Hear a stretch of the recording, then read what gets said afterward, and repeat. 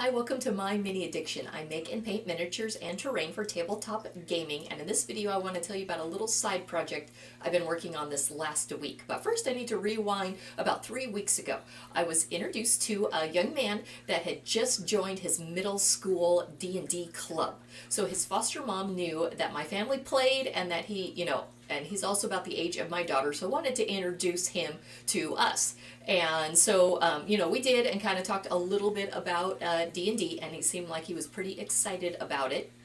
And then a week ago, I get a text from his foster mom, saying that he had a miniature and he insisted on, needing special paints to paint it. And so she was asking, me about it. And obviously, you don't have to, but it helps. And so, long story short, we invited him over here so he could paint, because obviously I have paints. So he came over and spent a couple hours and sat here at my desk, and I got everything set up, and he painted his little mini that he had gotten at his club, and he had so much fun. He said that he wasn't a really big fan of art, but really enjoyed doing that. And and then I've got lots of other minis, and I was showing him one that was a giant snake, and he's like, "Oh, that is so cool, can I paint that next?"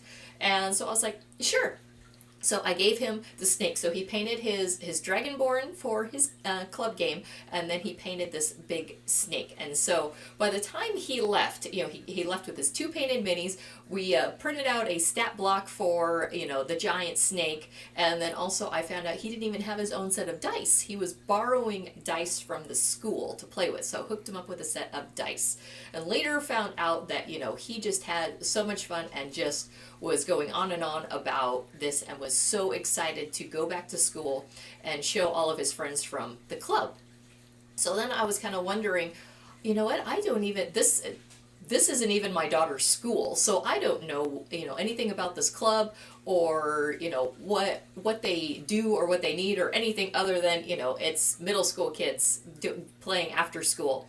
So I found out which teacher, runs the club, and I reached out and found out that they could really use some extra dice. So the dice that they were using were borrowed from the teacher's son. And I'm like, oh, that's no problem. I have tons of dice. I've got all these extra dice sets here. So I'm like, I will donate some dice. And then I was like, maybe they need a dice tower. So I was like, okay, this is...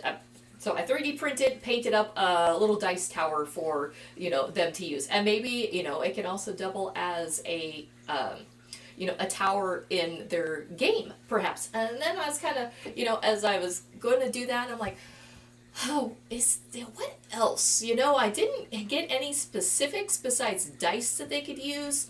Apparently, the teacher already had a handful of minis, but I'm like, maybe there's some other terrain that they could use. So I kind of started going through my stuff. So, I've been 3D printing things for over 5 years, and sometimes I print up a bunch of stuff and I don't always paint it, and it's things that, we have and we've never used, or different things like that. So I went through and I just kind of gathered some extras that I thought maybe, if I paint this up and I can give it to the club, maybe these are things that they could use in a game. So what I want to show you is just a little bit of painting on the dice tower, and then painting some of these other things, and in the end I will show you kind of the finished product. I'm going to box everything up, and so my new friend, I'm going to see him later on today, and I'm going to give that to him, so he gets to be the one to deliver it to the school. So I'm pretty sure he'll be excited. He knows that there's something coming for the club, but doesn't know exactly what. So let's take a look at the painting, and then also some of these other things that I'm donating to this middle school D&D club.